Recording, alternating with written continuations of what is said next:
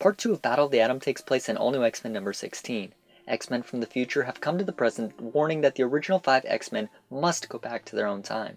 The present-day X-Men are shocked as these new arrivals introduce themselves. The first is Xavier, who claims to be the grandson of Professor X. Surprisingly, an older version of Kitty Pryde rushes forward to kiss Wolverine. Deadpool is another member of these future X-Men. Both Hank McCoy and Bobby Drake are there as well, but both of their mutations seem to have evolved significantly. The welcoming party is cut short when Wolverine all of a sudden pops his claws. A chaotic fight quickly breaks out and only dies down when Wolverine explains that Jean Grey forced him to do it telepathically. Both she and young Scott have disappeared in the commotion.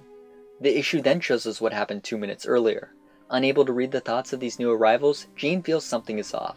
She telepathically reaches out to young Hank, but he ignores her concerns. Jean then tries to reason with young Scott, saying they need to get away before they are sent back. He agrees. During the brief fight, the two use the opportunity to steal a Blackbird and fly away. Back with the future and present X-Men, the group decides they will all chase after and recover Scott and Jean. However, Rachel Grey bursts into the room and confronts the future X-Men wearing the mask of Zorn. But she is shocked to realize this mutant is actually the older version of Jean Grey. So Scott and Jean are back together? Maybe? I don't know. Yeah, probably gonna happen now. Sucks to be young Hank. It does. That was teased like just last issue, and he turns her down right now because he's too interested in what's going on, and she just moves on right away. It's like, all right, you don't want me? Pretty impulsive, but maybe it was actually the right call. I couldn't get a feel for whether or not we should trust these future X-Men or not. They have good points on either side of the argument of why to block, your mind from these present people, but I kind of feel that Jean's reasons are self-centered. So I'm not completely there with her. I can agree with that. Why don't we take a look at the future X-Men specifically, though? First up would be Kitty. An interesting thing she does is runs up and kisses Wolverine. So I don't think there's anything there. You don't think there's anything there? Because not really. A lot of times when we've seen like Wolverine travel in the future, especially in Remender's Uncanny X-Force, he kisses Psylocke in the future. So that shows they start a future relationship. Wolverine just has potential futures with everyone because he's gonna always be the one that survives. I mean, Iceman in this is some feral beast, so she's clearly not gonna be still with him. Another person whose mutation seems to change more is Beast, and he's got like one horn now, and well, I think that makes sense because his mutation is always progressing, so this is kind of just the next logical step. His mind still seems to be there though, so I mean, that's always a plus. I also really liked the other two Beasts, who had basically the same reactions to everything. Don't destroy my lab. They're just, fascinated by these people coming. And I wonder if they're going to have 3 Beasts probably acting in the same way now. There's also Molly Hayes, who was actually part of the Runaways back when Brian K. Vaughan wrote it. She's a mutant. She has, I think, super strength and invulnerability. But I don't really know how she'll fit in the X-Men. I remember in the Runaways she was a big fan of the X-Men, but that's pretty much all I remember of her. I thought a funny addition was Deadpool. Of course Deadpool's got to be there, dude. It's funny because Wolverine isn't there. This is the one time that they could have had another Wolverine because that seems to be the best strategy for Marvel. Yeah. Instead, they have Deadpool, who also has, regenerative powers, so. The next person is Xavier, but this isn't Charles Xavier. This is his grandson.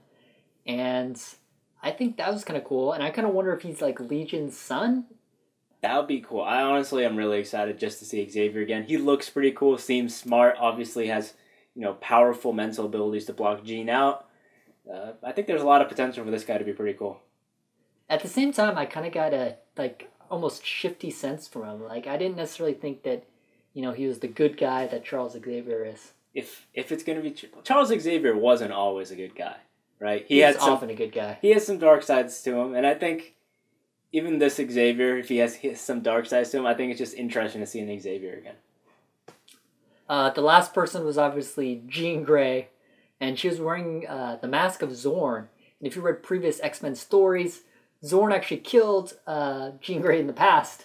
So why this Jean Grey would be wearing Zorn's mask, who knows? I think it might have to do with Jean's got a fascination with her death right now. She seems to be very driven by the fact that I know I'm going to die, so I don't want to go back. And so if this is the same Jean that grows into this one... So you're saying this is the all-new X-Men Jean it could who be. stayed in the present and then grew up. It could be. And she would have a fascination with the Death Knight. That could make sense to me, at least. That's a good theory. What I'm really curious about is why these future X-Men chose to come back at this exact moment. Why didn't they come back a couple months ago when the all-new X-Men first arrived?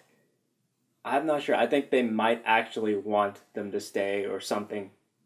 They have to do something to these all-new X-Men that requires them to be here, I think. Otherwise, you're right. It would make much more sense for them to come back at an earlier time.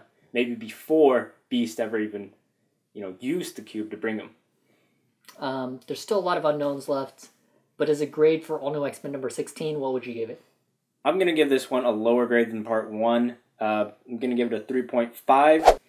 I thought this issue did a good job of setting up storylines, but it also solidified why I'm not that big of a fan of Jean Grey. I just see her as very pompous and very self-centered, and I'm not really a fan. I'm going to give this issue a 4 out of 5.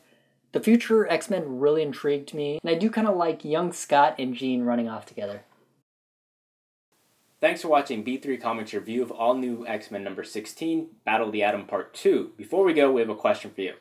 In this issue, we got a little more details about these future X-Men and who they are. We want to know from you guys, if you could choose an X-Men to see a future version of, who would it be?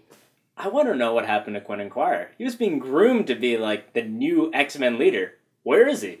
I would actually want to see the current leader of the X-Men, so I want to know what happened to Scott Summers. We want to hear your answers. Put them in the comments below. And if you like what you saw, give us a thumbs up.